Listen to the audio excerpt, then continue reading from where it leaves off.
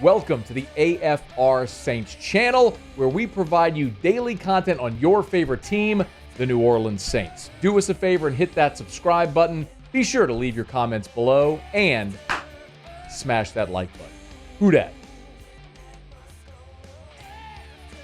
I want to take some time this week to stop in at each camp in the NFC South. Yesterday, we looked at the Falcons. Today, let's head up to Charlotte. Our buddy Julian Council is with us here. Take a look at the Panthers and how things are going a week into camp. Hey, man, how are you? Good, man. How are you doing? Doing really well. What is the more interesting storyline there right now? Is it Frank Reich in his first season, or is it Bryce Young? It's Bryce Young. Okay. The Panthers traded up from 9 to 1, gave up DJ Moore, a first-round pick next year, a second-round pick this past draft, and one in 2025. So the guy they gave all that up for is absolutely the top storyline here in Carolina. Okay, so a week in to camp, how's he doing? He's doing well. I feel like he's going through the typical rookie growing pains that you're going to see. I know it's been about 5 straight practices that he's thrown an interception, which would usually be alarming for people. But when the context is provided, like last night, they had Fan Fest up here in Charlotte at Bank of America Stadium, and he took a deep shot into the end zone where there really wasn't much of a chance. But Frank Reich told me, I just want to see how our defense reacts. So in that situation, it wasn't like it was all on Bryce. That's what the coach was trying to see.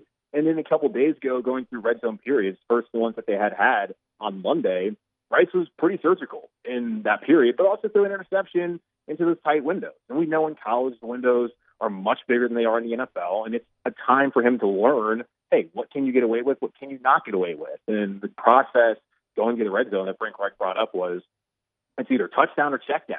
And if the touchdown's not there, check it down. But there's times where in practice, hey, why not? Just see what you can do, and if that's something that you can get away with in the NFL. And when you do it in practice, day 4 training camp, then you know that once you get to week 4 of the regular season, hey, that's just not a risk that's worth taking. And so far, Bryce Young, in the mistakes that he's made, he's owned up to them, but there's also been some context provided that way you feel like, okay, actually he's doing some little things the coaching staff wants. But yeah, maybe there's a little bit of things to clean up, which isn't really that surprising for a rookie quarterback that has been in training camp for, 8 days now? Yeah. That he's going to be fascinating, and in many respects, how Bryce Young goes, so will the Panthers go this year. But what about Frank Reich? How different is just the feeling this year as opposed to last year with Matt Rule before he was let go? Oh, it's night and day. You go out there, and there's no wasted time. There's no wasted energy. You don't have someone who seems just to be vocal, just to be heard. There's actually kind of more professional environment down there at training camp. So the vibes are completely different when you have a coach that has proven in the league when he has a quarterback that he can win. And oftentimes in the NFL, and you guys know that right down there in Louisiana with the Saints, if you have a quarterback, you're probably going to win. If you don't, and they're injured, like the last 2 years with the Saints, you're not going to win. And the Panthers the last couple of seasons were just having, guys who really aren't up to the standards that you need to win at this level. The vibe is totally different now with Frank Reich, who in Indy won with Andrew Luck his first year. And when Phillip Rivers was on his last leg, be able to win with him. And didn't really have that bad of a season with Brissett, and things were good with Carson Wentz until they weren't. So, yeah, the vibes here are just completely different. And, I mean, that's the NFL. Being in the NFC South helps, but also being the NFL is the one sport that we have in our country where everyone feels like they have a chance. And they sell hope better than anyone out there. And hope is a drug, and Carolina Panthers fans are certainly getting as much of it as they want right now. Well, even with all the struggles, I mean, it's the Panthers, the Saints, the Falcons were all 7-10 a year ago. And so they all have a reason to believe you're close to the tipping point to go to the positive side. When Julian Council is our guest, Locked on Panthers. When we talk about the Saints, like every day we know that there's a certain player or position group that are being highlighted for some particular reason. What is that player, outside of Bryce Young, of course, player position group so far week into camp? So far for the Panthers, I think there's 2. Wide receiver, when you bring in a rookie, you want to have weapons around him. And especially when you get rid of what would have been his top weapon in DJ Moore trading in Chicago in that trade, there's going to be questions of, is there enough? And you look at it on paper, DJ Chark has been a Pro Bowler, but that's been the anomaly of the seasons that he's played in the NFL. He struggled with injuries, but we know when healthy, which was really that 1 year in Jacksonville when he was a Pro Bowl guy, he was a pretty good player for you. And he was for them, but he was good last year in Detroit when healthy. And I think that so far, the connection with him and Bryce has been good. I know he's an LSU guy, and I'm sure plenty of people down there, your listeners, love him and want to see what he can do. And I think he can get to that level of being a very good contributor. I just don't know if he's going to be a 1,000-yard receiver this upcoming season. So you're looking at him, Adam Thielen, who's age 33, and I feel dirty saying this as being a 30-year-old man, but like he's kind of up there in age in the NFL, and you wonder how much he really has left in him after the Vikings cut him. But if you look at it, with Terrace Marshall last year, Shai Smith, and Laviska Shenault, he had a better season by himself in Minnesota with Kirk Cousins, who is much better than what the Panthers threw out there at quarterback last year. So possibly you can get something out of him.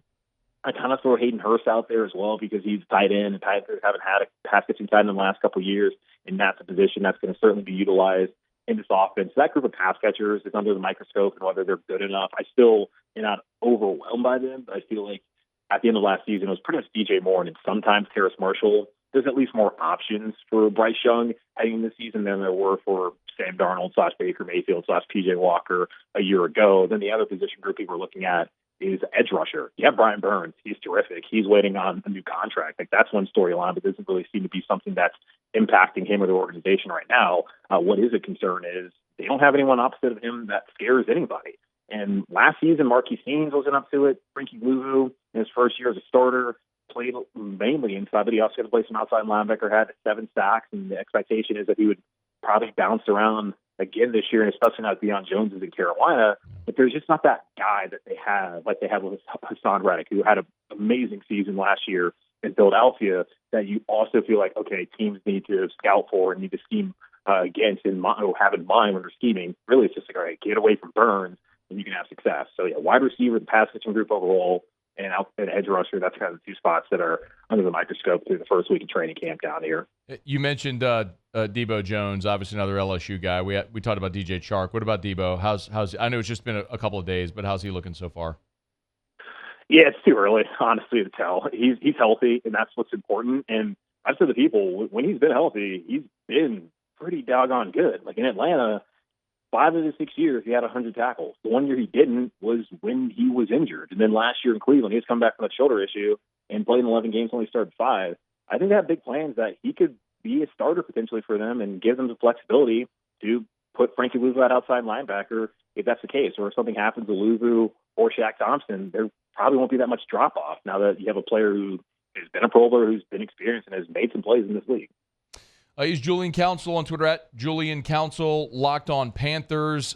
In the next week before they get into preseason games, what's going to be the big storyline heading into the first preseason game, either a player or position group or something that needs to shake out through the 3 weeks of the preseason? Well, the Jets are coming to town next week, so that'll be a big storyline. Yeah, so that would be the big storyline. They're going to have joint practices with Jets, who I guess have Super Bowl aspirations, which sounds insane because it's Jets. They have Aaron Rodgers. They got Hard Knocks following around, and they have a pretty damn good defense. So the Panthers' offensive line, in particular, Cade Mays, who's filling in for Austin Corbett, who tore his ACL in that Week 18 walk-off winning against the Saints. He's going to probably start off on – he's already on PUP, but I think he'll be on PUP to start off the season as well and miss at least the first 4 weeks. So seeing what Cade Mays can do against them, seeing where QB Bryce left tackle, who was really good for them last year, how he's developed against that Jets defensive line, that will be one of the storylines to look at. And, of course, how does Bryce Young look against what was one of the better defenses in the NFL last year?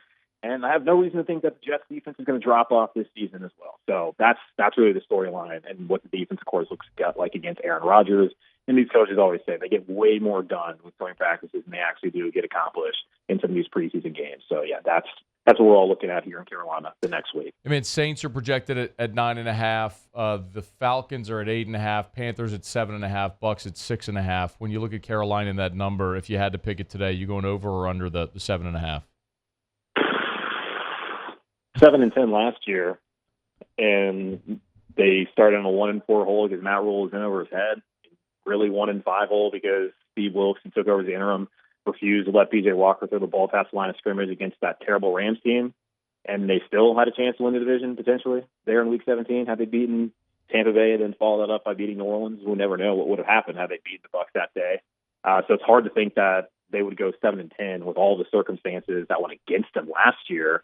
Again this year. So I'll take the over. But I guess the other side of the coin is rookie quarterback, new scheme, both on offense and defense, haven't really been relevant for 5 years now. Hard to buy into that, but I can buy into 8 and 9. I don't know if I can buy into 9 and 8 just yet. I still think New Orleans certainly is top of the division. I think Atlanta's improved, but yeah, I'll take the over right now for Carolina. He's Julian Council on Twitter at Julian Council. Make sure you subscribe up Locked On Panthers. If you want to, as they say, keep your friends close, your enemies closer. Subscribe up to Locked On Panthers podcast. Great stuff as always, man. We appreciate you. Be well.